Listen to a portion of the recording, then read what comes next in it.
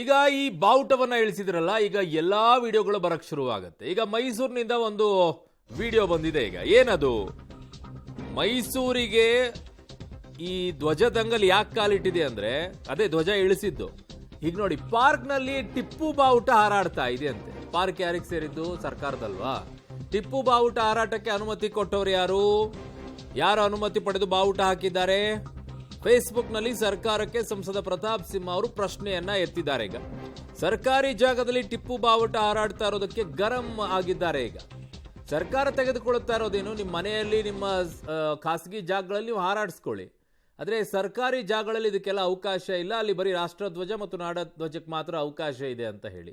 ಹಾಗಿದ್ದಾಗ ಈ ಪಾರ್ಕ್ನಲ್ಲಿ ಟಿಪ್ಪು ಬಾವುಟ ಹೇಗೆ ಹಾರಾಡ್ತಾ ಇದೆ ಅಂತ ಈಗ ಪ್ರಶ್ನೆಯನ್ನ ಅಲ್ಲಿರುವಂತಹ ಸಂಸದ ಪ್ರತಾಪ್ ಸಿಂಹ ಅವರೇ ಎತ್ತಿದ್ದಾರೆ ಸರ್ಕಾರಕ್ಕೆ. ಇಲ್ಲಿ ಯಾರು ಪರ್ಮಿಷನ್ ಕೊಟ್ಟರು?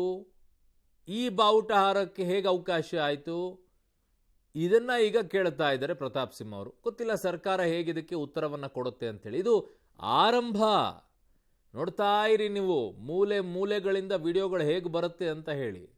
ಕಾರಣ, ಸರ್ಕಾರಿ ಜಾಗಗಳಲ್ಲಿ ಅನೇಕ ಕಡೆಗಳಲ್ಲಿ ಅನೇಕ ಫ್ಲಾಗ್ಗಳು ಬೇರೆ ರೀತಿಯಲ್ಲಿ ಇದ್ದಾವೆ, ಅವುಗಳು ಬರುತ್ತೆ. ಸಂಸದ ಪ್ರತಾಪ್ ಸಿಂಹ ಪೋಸ್ಟ್ ಬೆನ್ನಲ್ಲೇ ಈಗ ಜಿಲ್ಲಾಡಳಿತ ಎಚ್ಚೆತ್ತುಕೊಂಡಿದೆ.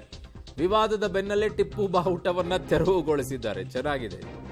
ಕೈಲಾಸಪುರಂನ ಅಂಬೇಡ್ಕರ್ ಪಾರ್ಕ್ನಲ್ಲಿದ್ದಂಥ ಟಿಪ್ಪು ಬಾವುಟವನ್ನ ತೆರವುಗೊಳಿಸಿದ್ದಾರೆ.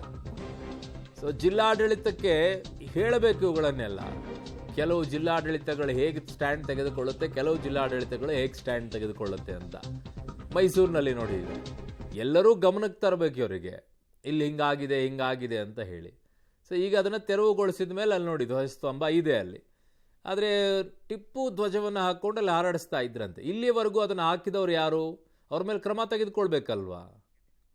ನನ್ನ ಸಹೋದ್ಯೋಗಿ ಮೈಸೂರಿನಿಂದ KP ನಾಗರಾಜ್ ನನ್ನ ಸಂಪರ್ಕಕ್ಕೆ ಸಿಗ್ತಾ ಇದ್ದಾರೆ. KP ನಾಗರಾಜ್, ಹಾಗಿದ್ದಾಗ ಇಲ್ಲಿಯವರೆಗೂ ಕೂಡ ಇದು ಆರಂಭ ಅನಿಸ್ತಾ ಇದೆ. ರಾಜ್ಯದ ಮೂಲೆ ಮೂಲೆಯಿಂದಲೂ ಇಂತ ಬರಕ್ಕೆ ಶುರು ಆಗ್ಬಿಡುತ್ತೆ. ಹಾಗಿದ್ದಾಗ ಇಲ್ಲಿಯವರೆಗೂ ಇದನ್ನ ಹಾಕಕ್ಕೆ ಪರವಾನಿಗೆ ಕೊಟ್ಟವ್ರು ಯಾರು?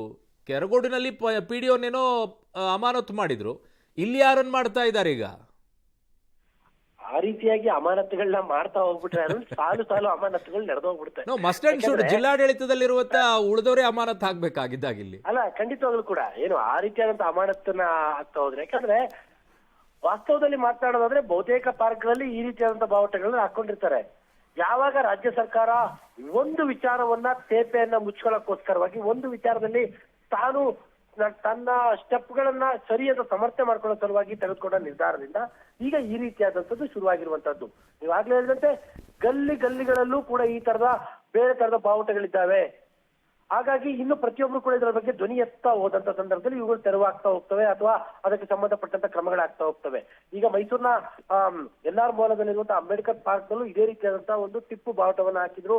ಅದನ್ನ ಮೈಸೂರಿನ ಸಂಸದ ಪ್ರತಾಪ್ ಸಿಂಹ ತಮ್ಮ ಫೇಸ್ಬುಕ್ ಖಾತೆಯಲ್ಲೂ ಕೂಡ ಅದನ್ನ ಪೋಸ್ಟ್ ಮಾಡಿ ಇದಕ್ಕೆ ಅನುಮತಿ ಕೊಟ್ಟಿದ್ದಾರು ಅಂತ ಪ್ರಶ್ನೆಯನ್ನ ಕೇಳಿದ್ರು. ಒಂದು ಅಂದ್ರೆ ಆ ಪೋಸ್ಟ್ ಆಗ್ತಾ ಇದ್ದರೆ ಮೈಸೂರು ಜಿಲ್ಲಾಡಳಿತ ಎಚ್ಚೆತ್ಕೊಂಡಿದೆ. ತಕ್ಷಣವೇ ಆ ಪೋಲ್ನಲ್ಲಿ ಇದ್ದಂತಹ ಟಿಪ್ಪು ಬಾವುಟವನ್ನ ತೆರವು ಮಾಡಿದೆ.